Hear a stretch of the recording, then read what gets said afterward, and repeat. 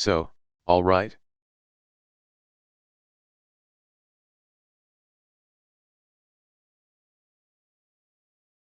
Question, jobs question.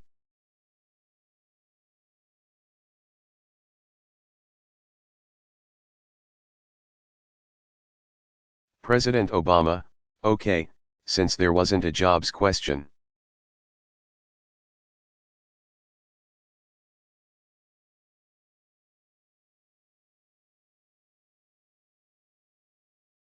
Question, well, I just.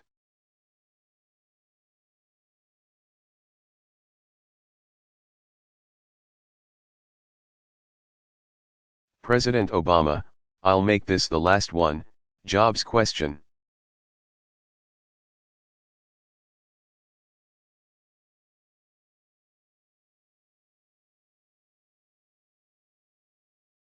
Question, at the stakeout, the Republicans were saying, well, the jobs package we've seen.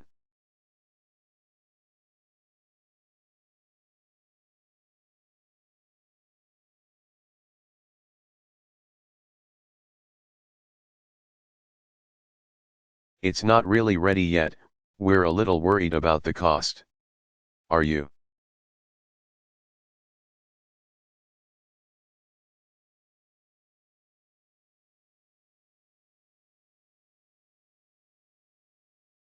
Satisfied that there is something that can be quickly moved through Congress on jobs?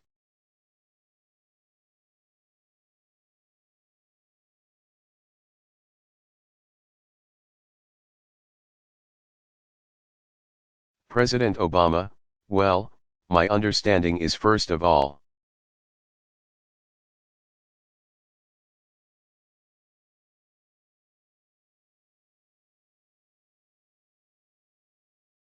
the House has moved forward a jobs package that has some good elements in it.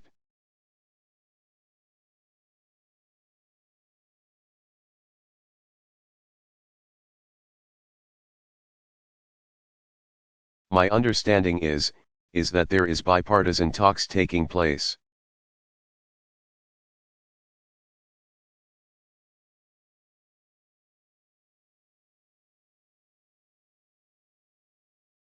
As we speak on the Senate side about some elements of a package.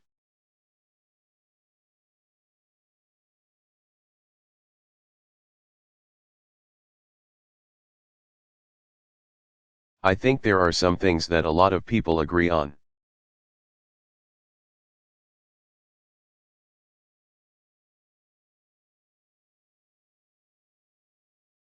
Just to give you an example.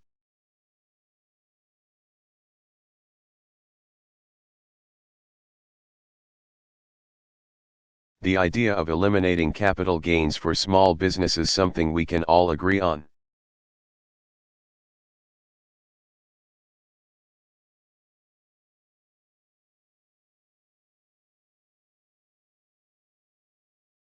I talked about it at the State of the Union address.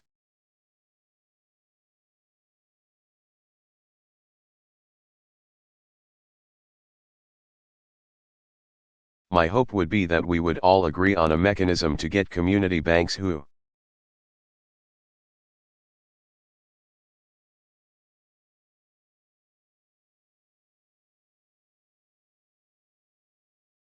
are lending to small businesses more capital, because that is something that I keep.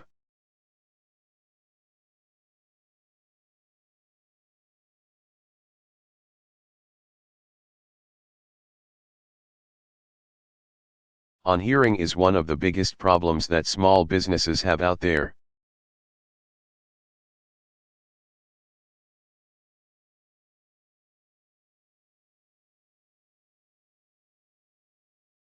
So I think that it's realistic for us to get a package moving quickly that may not include all the things I think need to be done.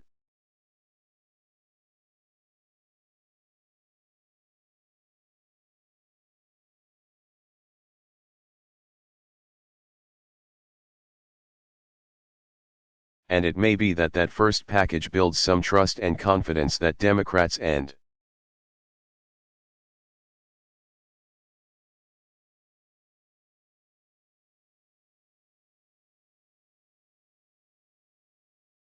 Republicans on Capitol Hill can work together, and then we move on to the next aspect of the package and so forth.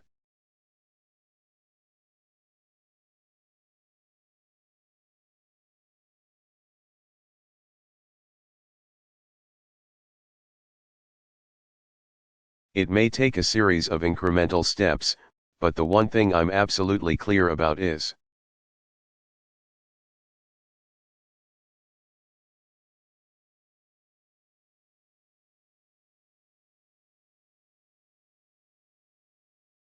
that we've got an economy that's growing right now, a huge boost in productivity. That's the good news.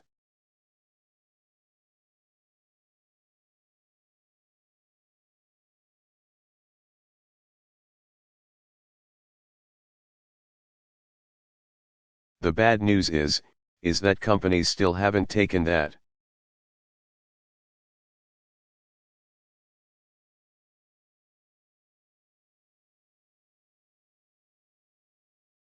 final step in actually putting people on their payroll full time.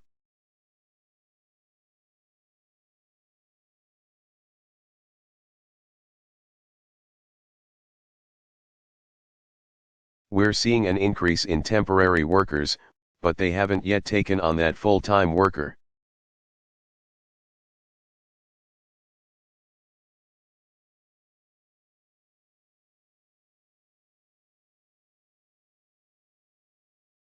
And so providing some additional impetus to them.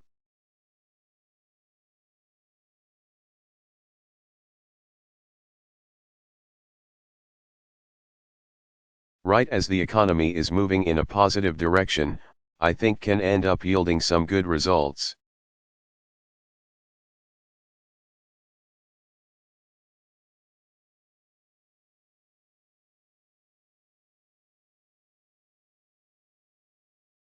All right.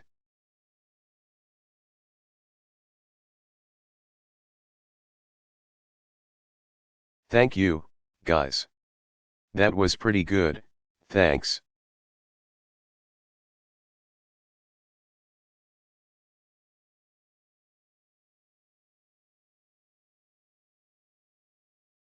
Barack Obama.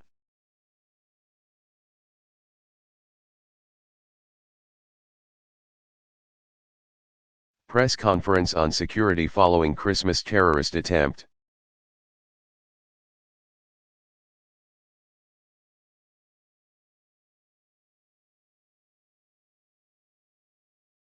Delivered January 5, 2010, White House, Washington, D.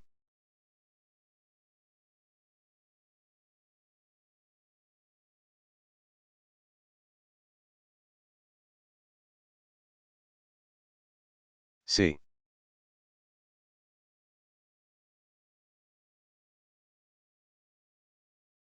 I just concluded a meeting with members of my national security team.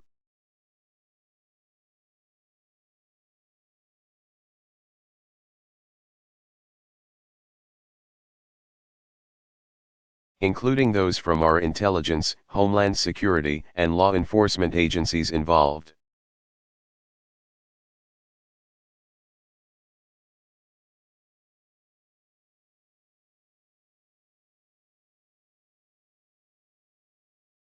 In the security reviews that I ordered after the failed attack on Christmas Day.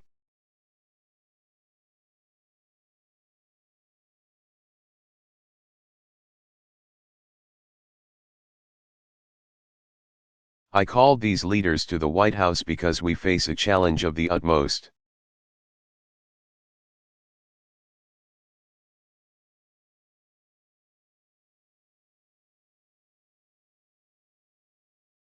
urgency.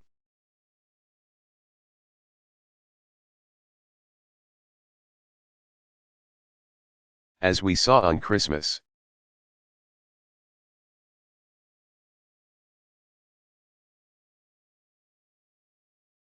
Al-Qaeda and its extremist allies will stop at nothing in their efforts to kill Americans.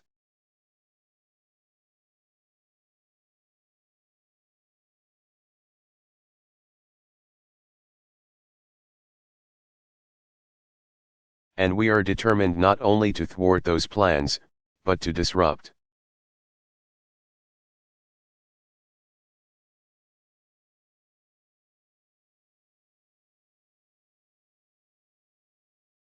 Dismantle and defeat their networks once and for all.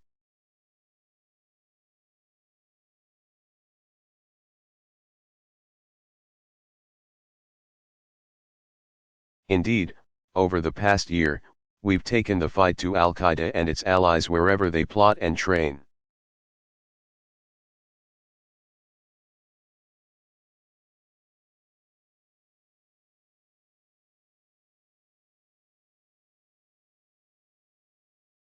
Be it in Afghanistan and Pakistan, in Yemen and Somalia, or in other countries around the world.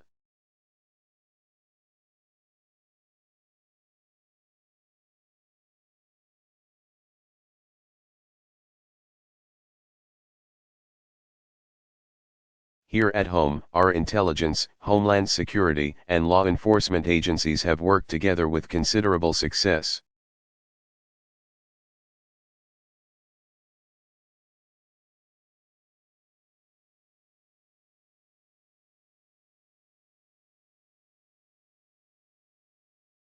Gathering intelligence, stitching it together.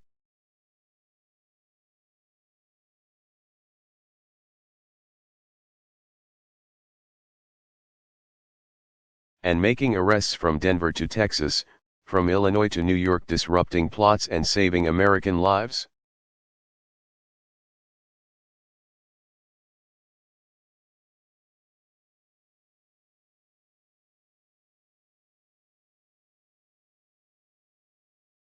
And these successes have not come without a price.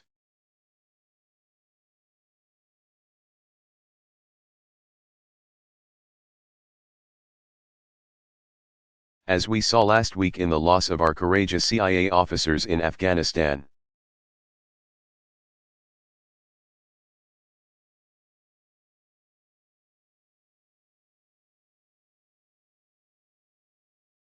But when a suspected terrorist is able to board a plane with explosives,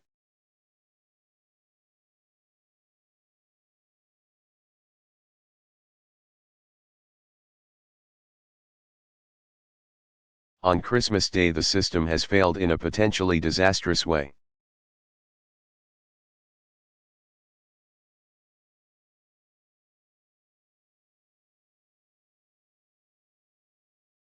And it's my responsibility to find out why.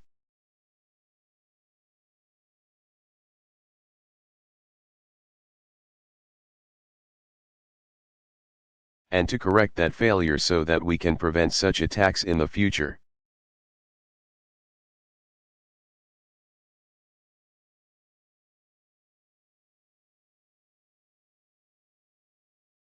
And that's why, shortly after the attempted bombing over Detroit, I ordered 2 reviews.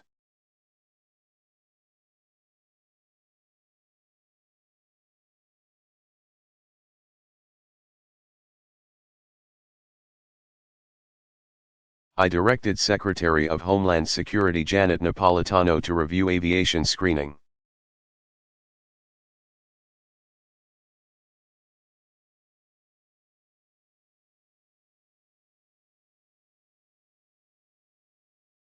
Technology and procedures.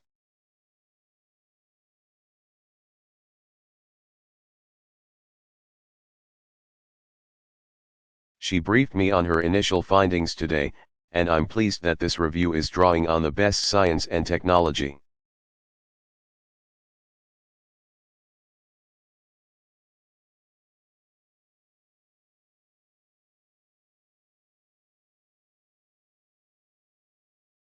Including the expertise of Secretary of Energy Stephen Chu and his department.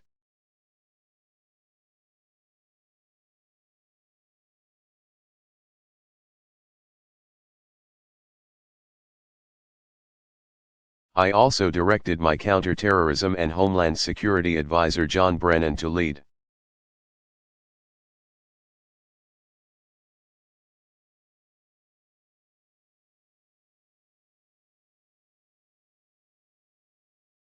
A thorough review into our terrorist watch listing system so we can fix what went wrong.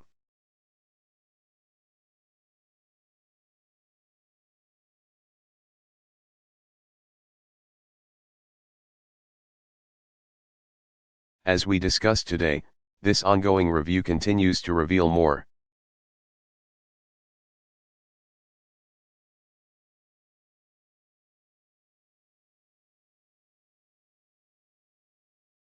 about the human and systemic failures that almost cost nearly 300 lives.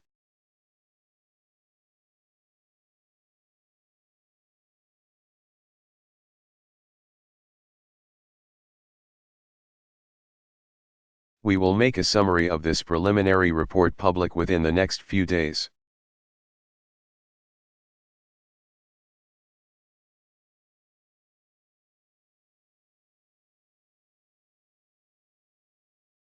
But let me share some of what we know so far.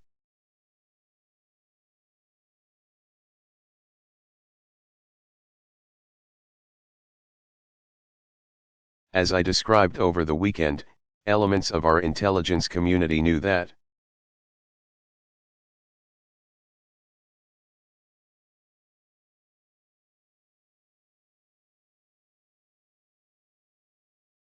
Umar Farouk Abdul Muttalib had traveled to Yemen and joined up with extremists there.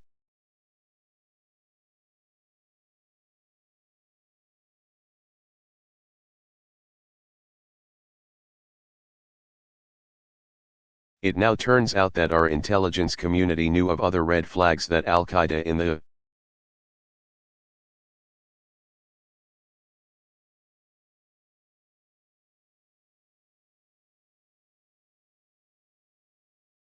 Arabian Peninsula sought to strike not only American targets in Yemen, but the United States itself.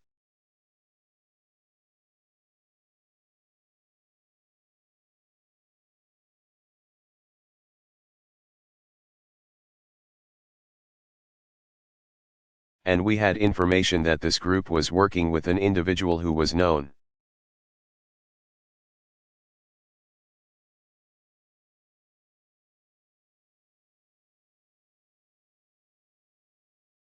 who we now know was in fact the individual involved in the Christmas attack.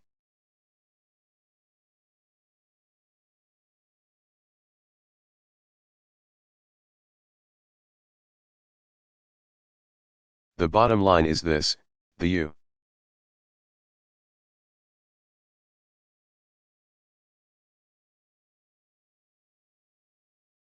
U.S. government had sufficient information to have uncovered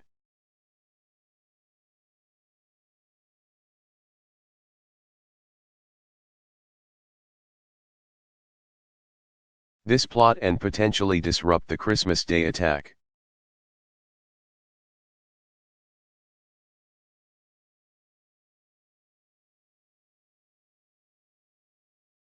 But our intelligence community failed to connect those dots.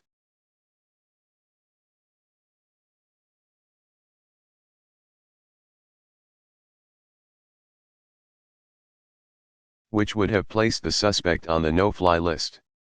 In other words, this was not a failure to collect intelligence.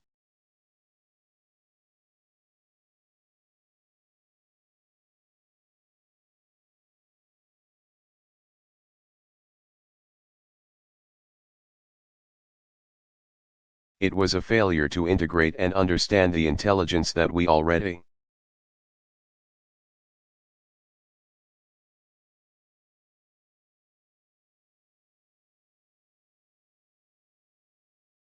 had. The information was there. Agencies and analysts who needed it had access to it.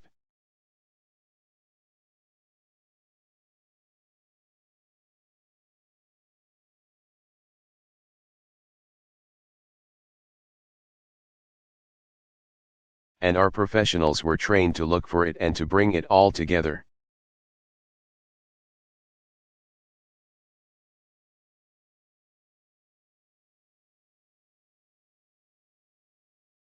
Now, I will accept that intelligence, by its nature, is imperfect.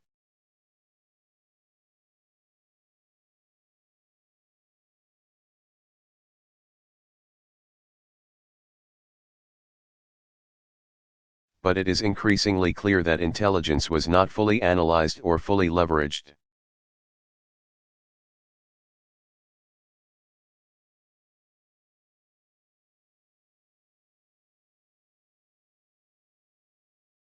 That's not acceptable, and I will not tolerate it.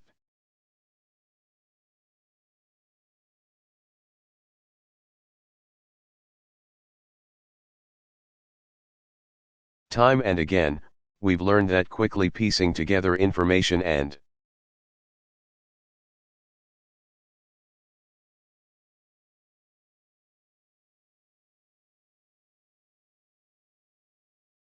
taking swift action is critical to staying one step ahead of a nimble adversary.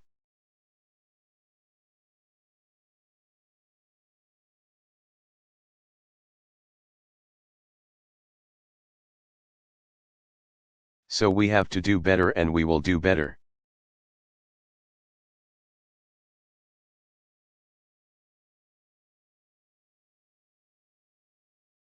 And we have to do it quickly. American lives are on the line. So I made it clear today to my team.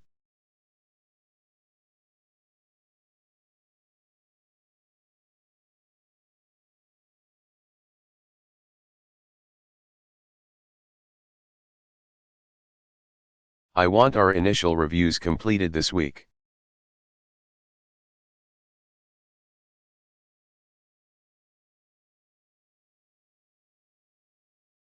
I want specific recommendations for corrective actions to fix what went wrong.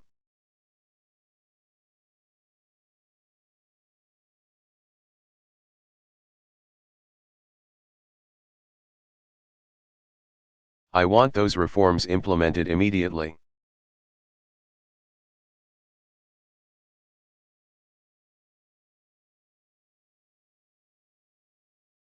So that this doesn't happen again, and so we can prevent future attacks.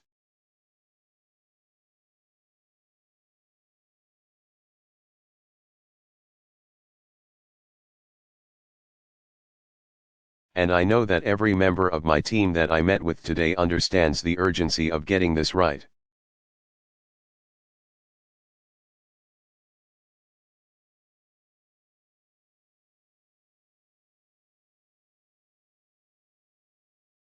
And I appreciate that each of them took responsibility for the shortfalls within their own agencies.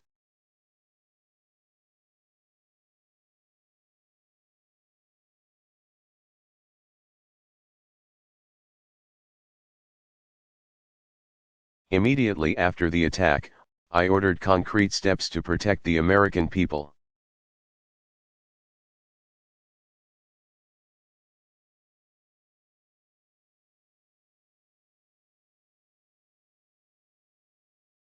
New screening and security for all flights, domestic and international, more explosive detection teams at airports.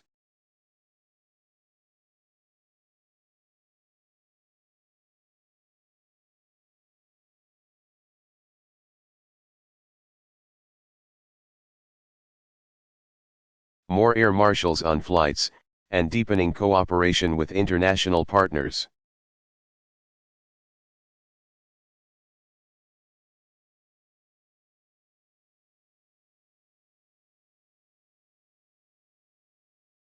In recent days, we've taken additional steps to improve security.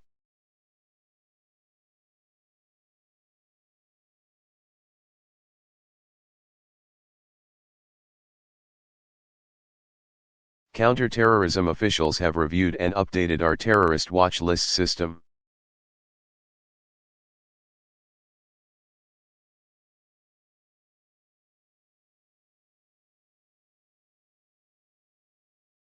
Including adding more individuals to the no-fly list. And while our review has found that our watch listing system is not broken,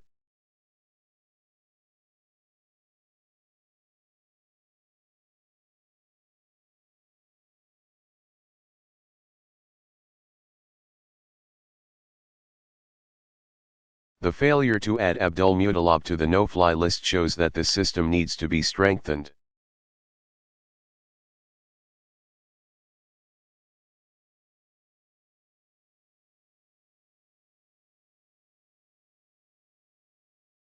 The State Department is now requiring embassies and consulates to include current visa.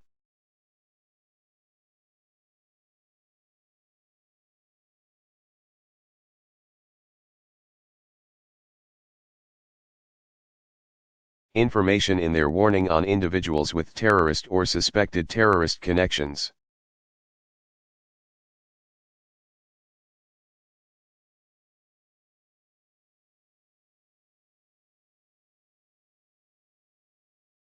As of yesterday, the Transportation Security Administration, or TSA,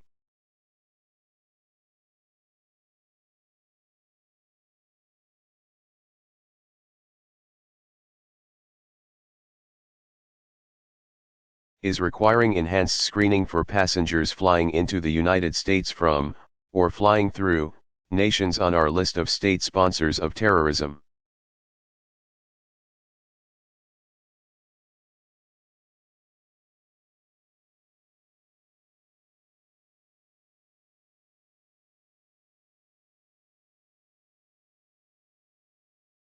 Or other countries of interest. And in the days ahead, I will announce further steps to disrupt attacks.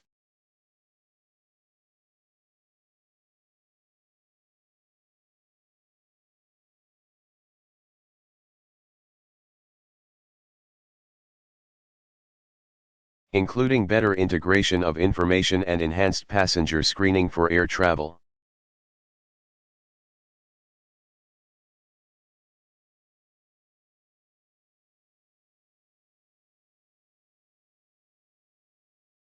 Finally, some have suggested that the events on Christmas Day should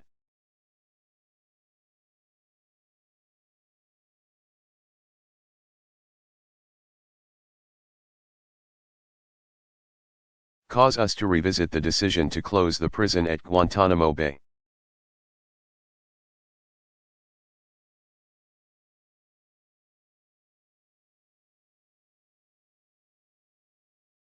So let me be clear. It was always our intent to transfer detainees to other countries.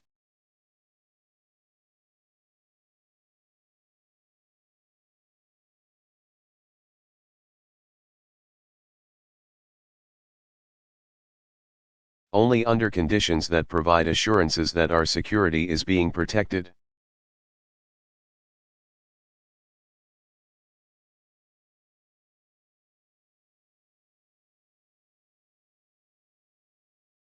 With respect to Yemen in particular, there's an ongoing security situation.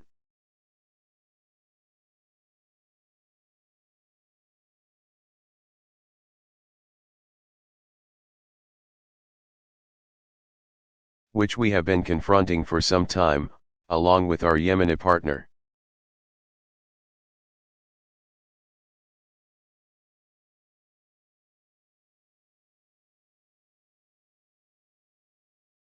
Given the unsettled situation, I've spoken to the Attorney General and we've agreed.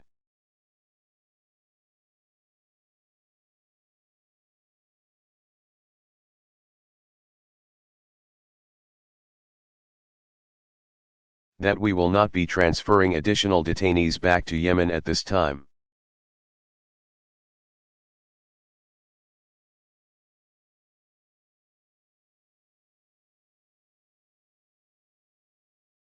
But make no mistake, we will close Guantanamo prison.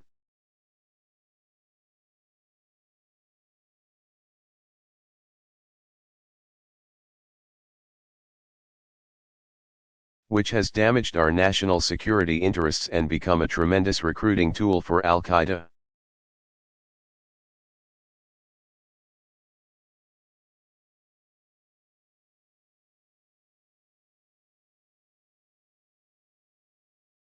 In fact, that was an explicit rationale for the formation of Al-Qaeda in the Arabian Peninsula.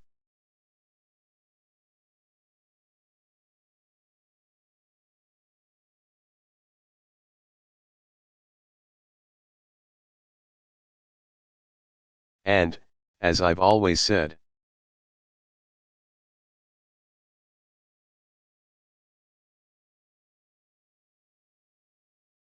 we will do so. We will close the prison in a manner that keeps the American people safe and secure.